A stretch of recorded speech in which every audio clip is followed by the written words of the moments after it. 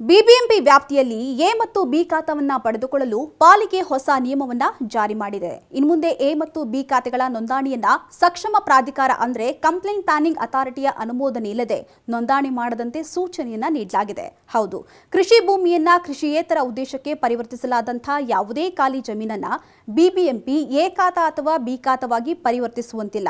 ಇಂತಹ ಜಮೀನನ್ನ ಸಕ್ಷಮ ಪ್ರಾಧಿಕಾರ ಅನುಮೋದನೆ ನೀಡಿದ ಬಳಿಕ ನಿಯಮಗಳ ಪ್ರಕಾರವೇ ಎ ಖಾತೆಯಲ್ಲಿ ದಾಖಲಿಸಲಾಗುತ್ತದೆ.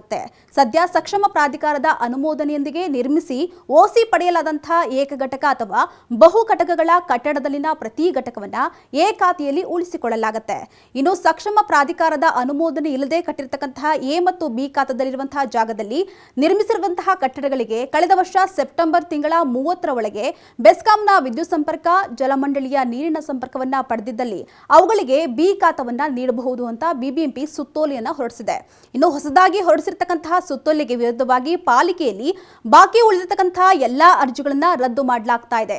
ಅಲ್ಲದೆ ಇನ್ನು ಮುಂದೆ ಈ ರೂಲ್ಸ್ ಅನ್ನ ಬ್ರೇಕ್ ಮಾಡಿದ್ರೆ ಸಂಬಂಧಿಸಿದಂತಹ ಅಧಿಕಾರಿಗಳು ಹಾಗೂ ನೌಕರರನ್ನ ನೇರವಾಗಿ ಹೊಣೆ ಮಾಡಿ ಕ್ರಮವನ್ನ ತೆಗೆದುಕೊಳ್ಳಲಾಗುತ್ತಂತೆ.